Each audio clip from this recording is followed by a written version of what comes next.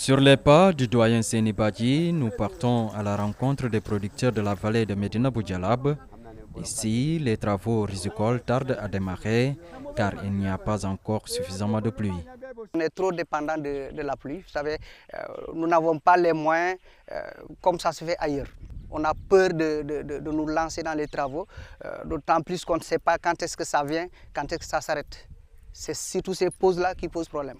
Cette vallée de 10 hectares permet à une trentaine de ménages d'être autosuffisants en riz 4 à 6 mois de l'année.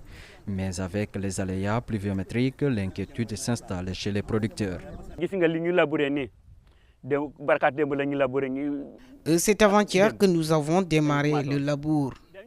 Vous savez, quand l'agriculteur ne voit pas la pluie, il reste inquiet. Pour exploiter ces terres rizicoles, le comité de vallée est obligé de débourser pas moins de 400 000 francs CFA pour le labour.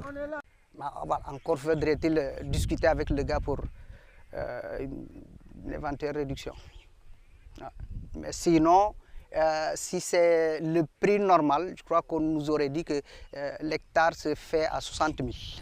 Avec les changements climatiques, les producteurs devront revoir leur méthode de travail et adopter des variétés à cycle court.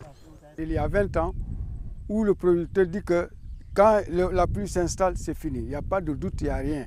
Mais aujourd'hui, avec le changement climatique, il faut que les producteurs acceptent de prendre des semences à cycle court. Et ça, il y en a. Donc là, on doit travailler avec l'agriculture, qui sont notre conseil technique, pour nous dire, voilà la semence qui est bien pour la toposéquence de la vallée, de la mangrove, du plateau. Aujourd'hui, avec le manque de matériel, la production se fait uniquement en saison de pluie. Mais l'ambition est de travailler 12 mois sur 12 pour lutter contre le chômage des jeunes. Si on clôture, je pense que ça va nous accompagner beaucoup. Peut-être on ne va pas faire seulement des riz, on va penser à faire d'autres choses, et différents des riz, comme des bananeries. On peut penser à ça aussi. Vous voyez, dans toute la superficie, il n'y a pas une installation qui pourrait nous faciliter l'accès à l'eau. Il n'y a pas de clôture. Et vous voyez, il y a la divagation des animaux. Donc pendant la saison sèche, on ne peut pas se permettre de travailler ici, à moins que ce soit vraiment une petite exploitation, quelque chose qu'on pourrait maîtriser. Le village de Médina Boudjalab se trouve dans la commune de Nampor.